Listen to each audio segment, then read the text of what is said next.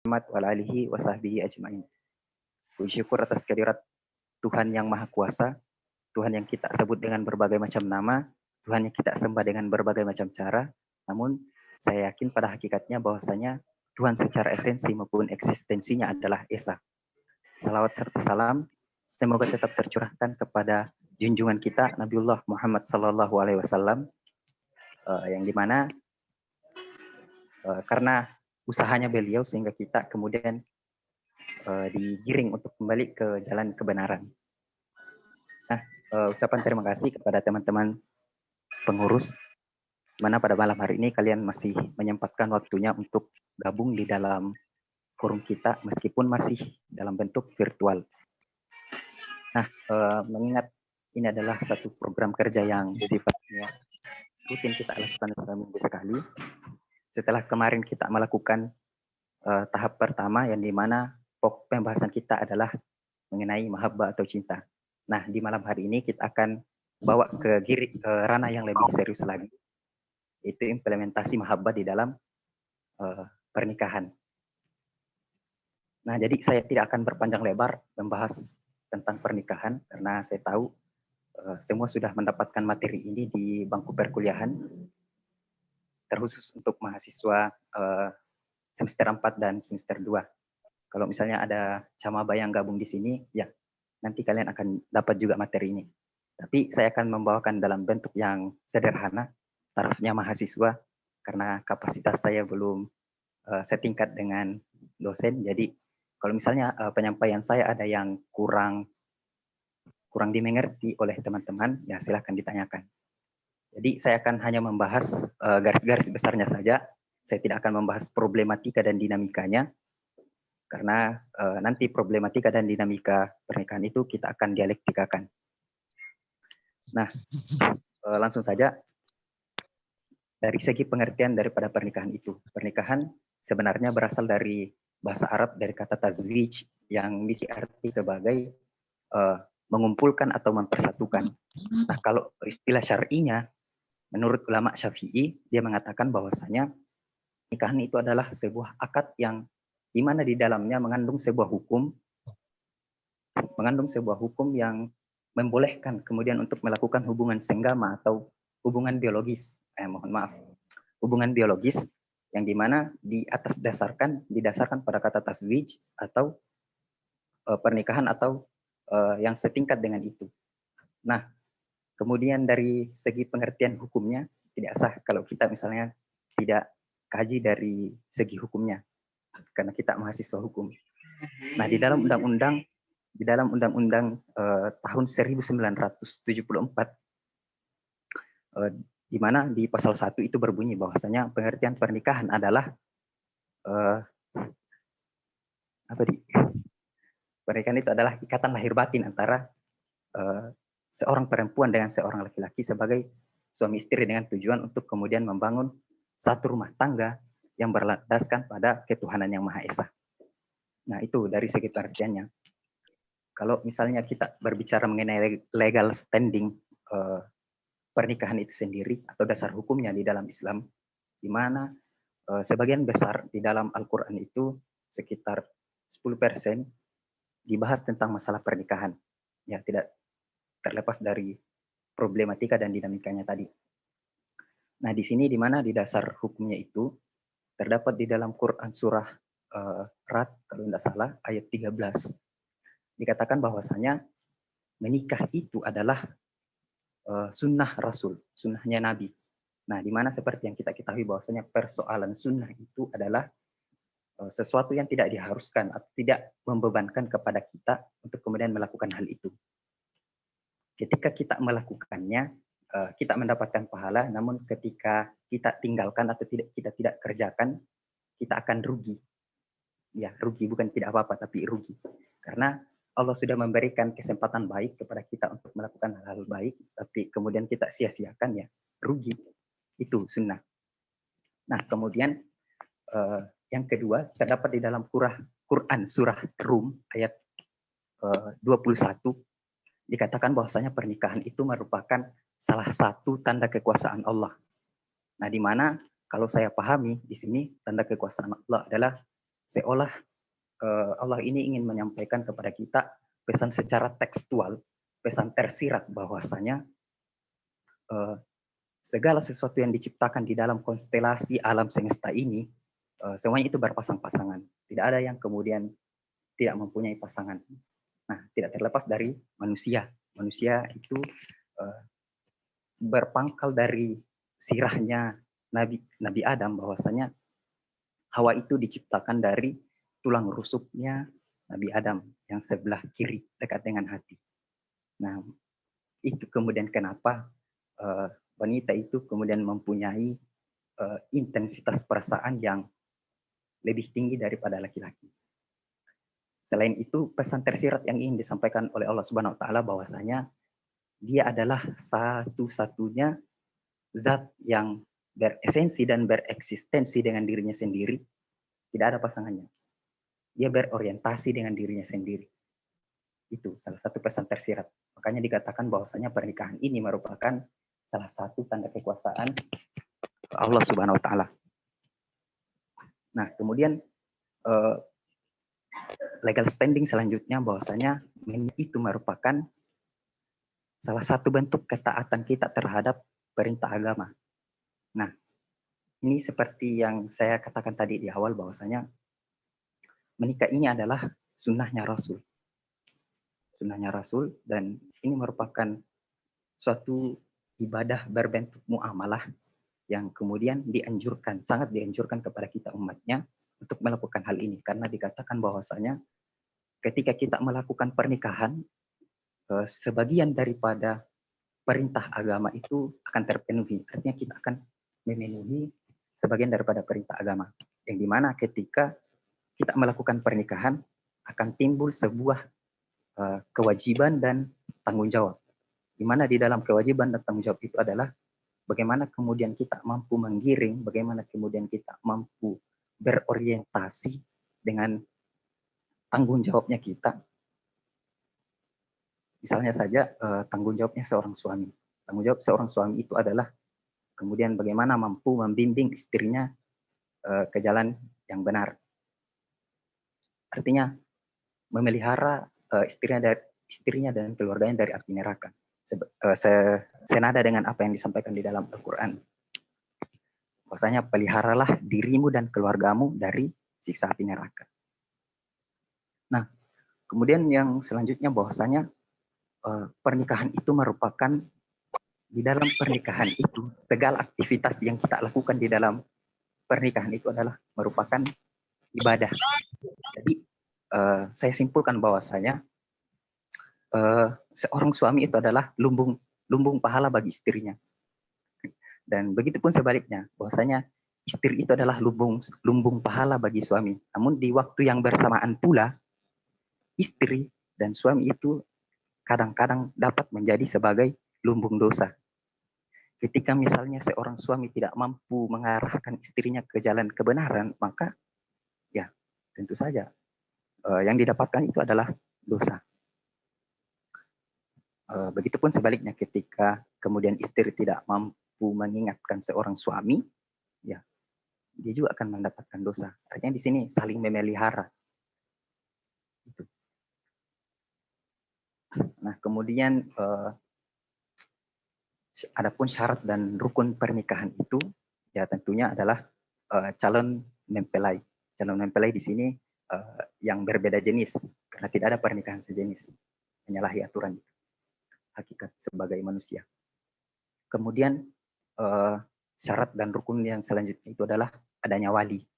Nah, wali di sini tidak mesti orang tua, tidak mesti.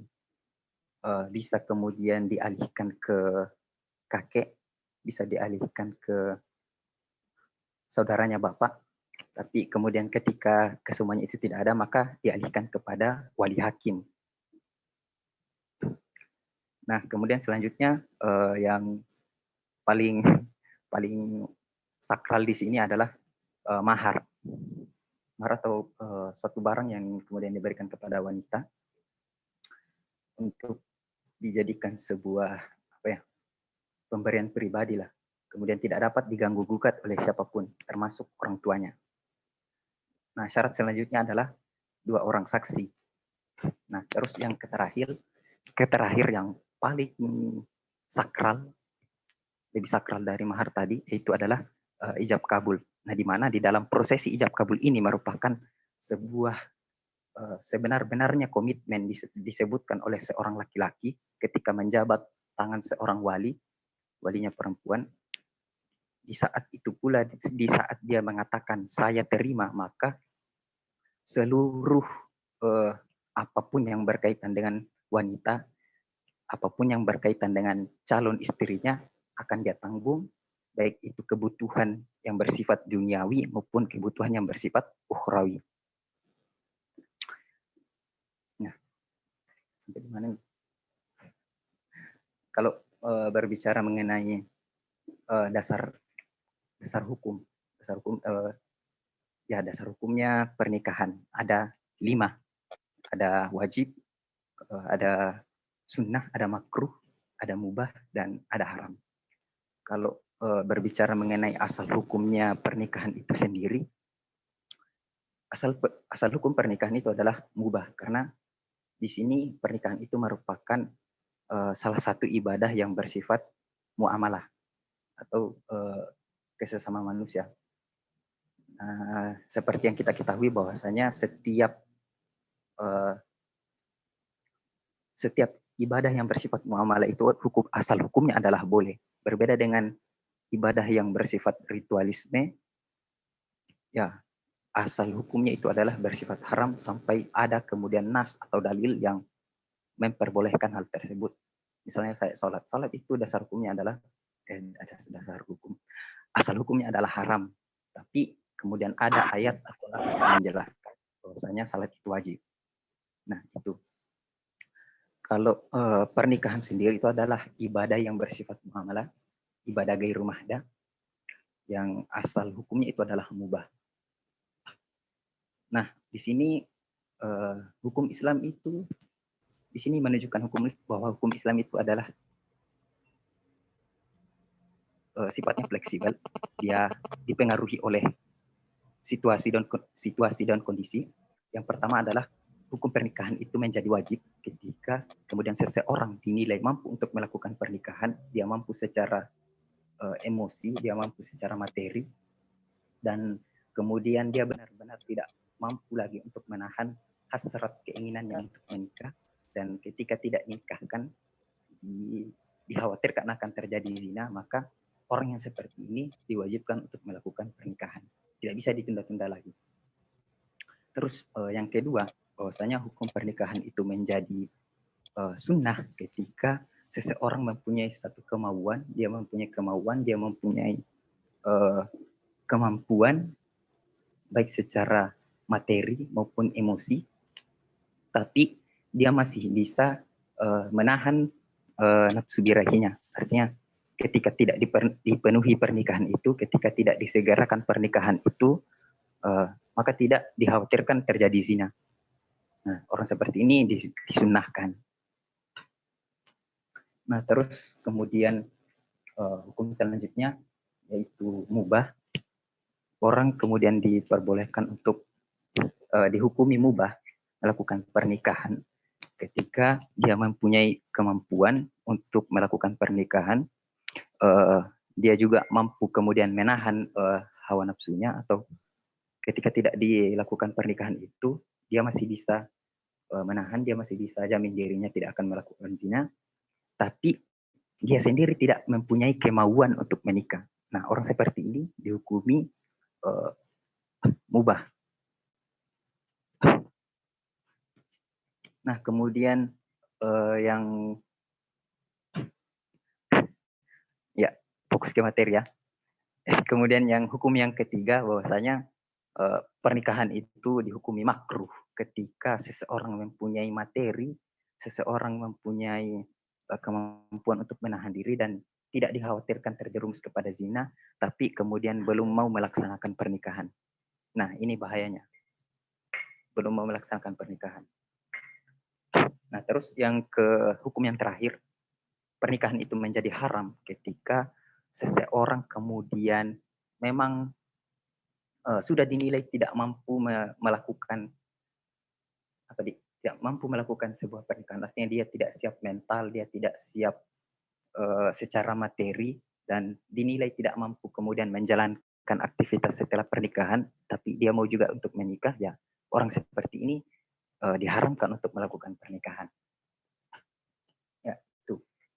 Nah, kemudian berbicara mengenai prinsip-prinsip perkawinan menurut dalam pandangan agama Islam.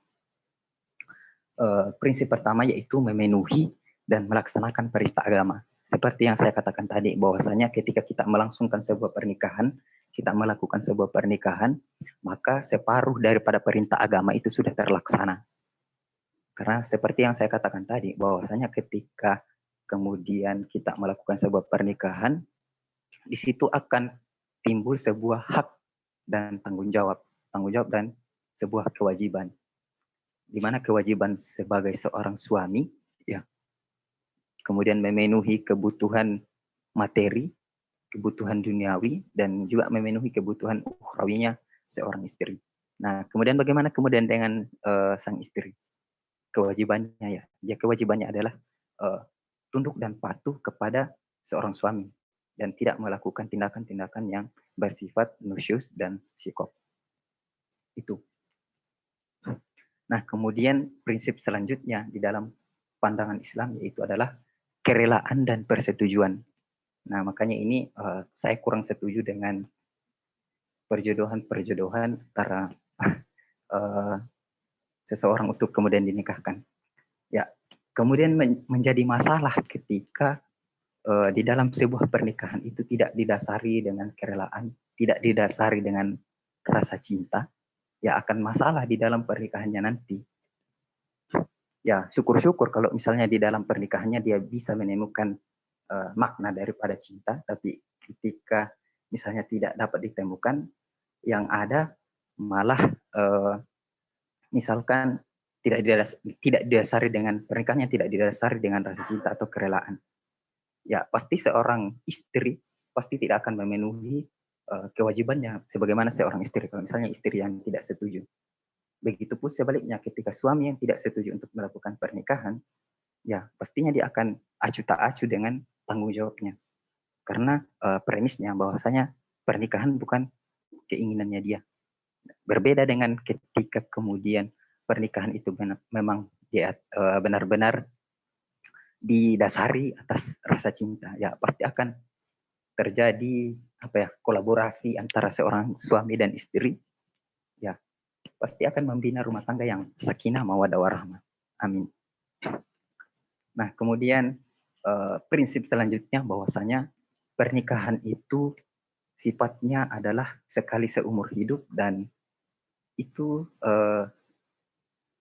selamanya lah, baik di dunia maupun di akhirat. Ya, seperti yang saya katakan tadi bahwasanya pernikahan itu merupakan sebuah hal yang begitu sakral.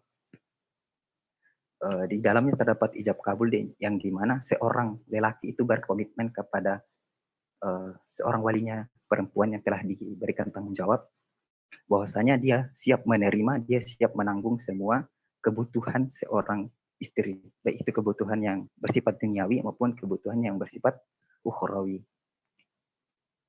Nah, kemudian selanjutnya adalah bagaimana tujuan pernikahan itu sendiri. Ya, kalau saya tujuan daripada pernikahan ini benar-benar mampu merepresentasikan apa-apa yang tersirat di dalam maqasid syariah. Di mana di dalam maqasid syariah itu terdapat 5 poin. Yang pertama adalah hifz ad-din, memelihara agama. Yang kedua memelihara jiwa. Yang ketiga adalah memelihara akal. Yang keempat adalah menjaga keturunan. Dan yang terakhir adalah menjaga harta. Yang dimana kesemuanya ini di dalam satu pernikahan itu semua terrefleksikan di dalam sebuah dunia pernikahan. Yang pertama adalah hifz ad-din, menjaga agama. Nah, di mana di dalam sebuah pernikahan terdapat tanggung jawab dan kewajiban antara satu dengan yang lainnya. Ya, di mana kewajiban seorang suami adalah bagaimana kemudian menuntun istrinya untuk menjadi insan yang lebih religius dan agamais. Itu. Terus yang kedua adalah hifz an-nafs, memelihara jiwa. Memelihara jiwa di sini artinya menghindarkan manusia daripada perilaku yang menjurus kepada perbuatan yang bersifat kebinatangan. Artinya pernikahan itu kemudian mencegah terjadinya seks bebas. Itu. Terus yang ketiga adalah memelihara akal. Nah, implementasinya di dalam kemudian rumah tangga adalah antara suami dan istri kemudian mampu untuk saling menasehati, saling mampu apa bahasanya, mampu mengingatkan satu sama lainnya untuk kemudian rotu jannahnya Allah Subhanahu wa taala. Amin. Terus yang keempat adalah hifz, menjaga keturunan. Yang dimana di sini menjaga keturunan adalah bahwasanya pernikahan itu benar-benar dibatasi. Dibatasi dalam artian bahwasanya perkawinan itu untuk selamanya, sekali seumur hidup. Kalau prinsipnya tadi. Dan dimana wanita tidak dibenarkan untuk melakukan poliandri atau menikah 2 kali, karena ini benar-benar akan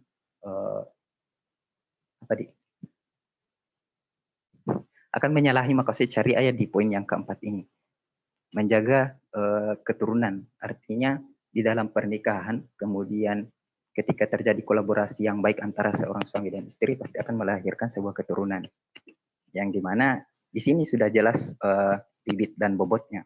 Ya, asalnya ya dari ayah dan ibu. Tuh. Kalau misalnya tidak ada pernikahan, terus terjadi seks bebas, ya tidak jelas siapa orang tuanya. Tidak jelas keturunannya siapa ini anak.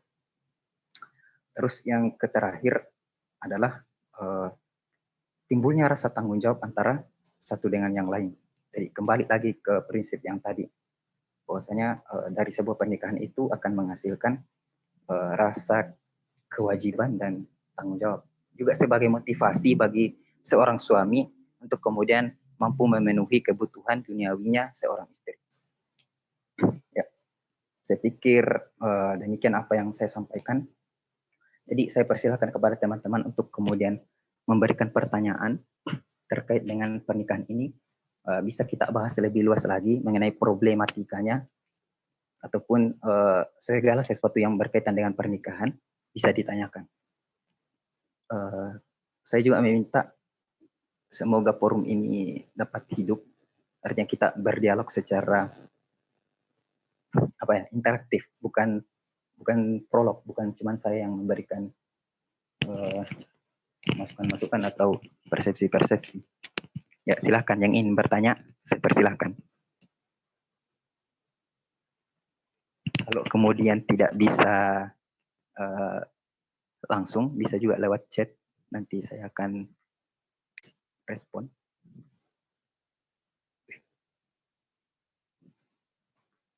Silahkan yang ingin bertanya.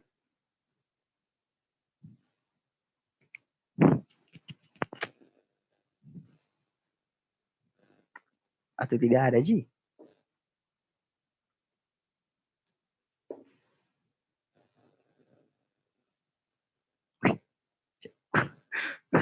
Astagfirullah. Ya. Nikah siri. Tes. Oke. Aman. Oke. Jadi mau kabar tanya. Ya, sabar dulu ya. Saya jawab dulu ini pertanyaan satu. Saya jawab dulu. Oke. Ya. Bagaimana kemudian pandangan ketika melakukan sebuah nikah siri? Jadi saya mau luruskan dulu pandangannya teman-teman semua, bahwasanya nikah siri itu tidak identik dengan namanya poligami, ya, tidak identik dengan namanya perselingkuhan, itu nikah siri, tidak. Kita kemudian benar-benar mengkonotasikan bahwasanya nikah siri itu identik dengan perselingkuhan, tidak. Nikah siri itu adalah nikah yang dilakukan secara sah secara agama tapi tidak diakui oleh negara. Paham maksudnya ini? Sah secara agama tapi tidak diakui oleh negara. Itu nikah siri. Nikah siri. Ya, saya kembalikan ke penanya. Karena jangan sampai persepsinya kalian bahwasanya nikah siri itu identik dengan perselingkuhan. Tidak. Nikah siri itu adalah nikah yang sah secara agama tapi tidak tercatat oleh instansi negara, tidak tercatat oleh lembaga negara, itu nikah siri. Dia sah secara agama tapi tidak sah secara di mata hukumnya negara. Karena kadang begini, karena di negara Indonesia itu tidak dibenarkan yang namanya poligami. Nah, ketika misalnya saya ambillah Ardi misalnya. Ardi sudah menikah. Dia menikah dengan seorang wanita yang di mana di mata hukum biasa, di mata hukum Islam biasa, dan di mata hukumnya Indonesia juga biasa. Nah, kemudian ia ingin melakukan pernikahan lagi, maka itu terlarang oleh negara. Maka jalan pintas yang dapat dilakukan oleh Ardi adalah dengan melakukan nikah siri. Makanya orang-orang dalam artian false alarm, bahwasanya orang-orang mengkonotasikan nikah siri ini dengan perselingkuhan. Tapi sebenarnya esensinya itu adalah persepsi yang salah. Persepsi yang kurang tepat, bukan salah, kurang tepat. Ya, saya kembalikan ke penanya. Kalau tidak ditanggapi, ya saya beralih ke pertanyaan selanjutnya. Kami moderator. Ya. Bisa saya tanggapi sedikit? Sebentar, Mas. Boleh Ya, saya silakan. tanggapi? Oke. Begini toh, yang saya tahu itu nikah siri itu di mana menikah pada saat si wanitanya ini tidak memiliki wali pada saat menikah. Maksudnya walinya itu bukan dari orang tuanya atau keluarganya, tapi diwakili oleh orang lain yang tidak Ya. tidak punya hubungan keluarga gitu. Saya kira begitu. Begini juga.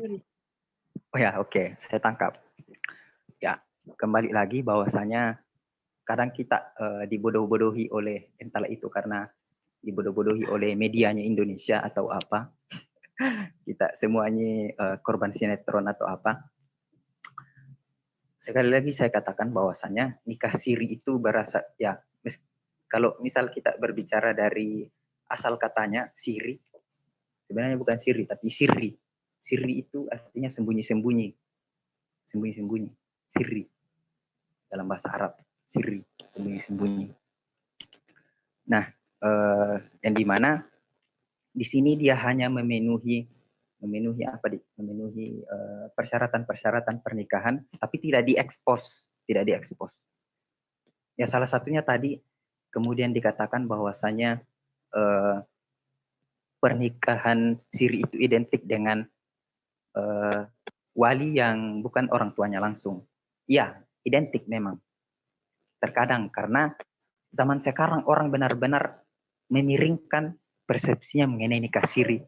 Seolah nikah siri ini dikambing hitamkan dengan sesuatu yang kurang baik lah. Tapi kembali lagi bahwasanya nikah siri itu adalah nikah yang dilakukan secara sembunyi-sembunyi atau tidak diekspos, hanya memenuhi persyarat-persyarat untuk pernikahan. Kalau misalnya dibawa ke istilah zaman dulu, tidak ada walimah nikahnya. Itu nikah siri, tidak ada walimah nikahnya. Pesta pernikahan, tidak ada apa di bahasa Bugisnya kalau di pesta. Ya, intinya itulah. Tidak diadakan tenda biru. Tidak dapat carikan daunnya. Ya, itu tidak ada. Digagal Dina. Ya, pokoknya itulah. Saya kembalikan ke penanya. Ahmad Ibrahim. Ya, kalau tidak ada tanggapan, ya saya langsung ke pertanyaan yang kedua, yaitu apa-apa saya yang harus disiapkan sebelum menikah. Siapa ini? Kayaknya tidak lama juga ini mau menikah. Bertanya begitu. Ya, seperti yang saya sampaikan tadi, bahwasanya di dalam sebuah pernikahan itu ada syarat dan rukunnya. Ada syarat sahnya. Ya, yang harus terpenuhi kalau misalnya Anda dari seorang perempuan, ya yang harusnya Anda persiapkan itu adalah, yang pertama adalah tanyakan sama diri apakah saya sudah siap untuk mengemban tugas seberat ini? Itu yang pertama. tanyakan dulu sama diri kita, apakah saya sudah siap untuk mengemban tugas seberat ini, menjadi seorang istri yang dimana harus kemudian benar-benar mewakafkan waktunya untuk seorang suami. Dan yang kedua, yang harus dipersiapkan oleh seorang calon ya, yang harus dilakukan sebelum pernikahan adalah persiapkan mental, terus prasyarat-prasyaratnya tadi, syarat dan rukunnya itu harus terpenuhi ya. Kalau misalnya salah satunya tidak terpenuhi ya, berarti pernikahan Anda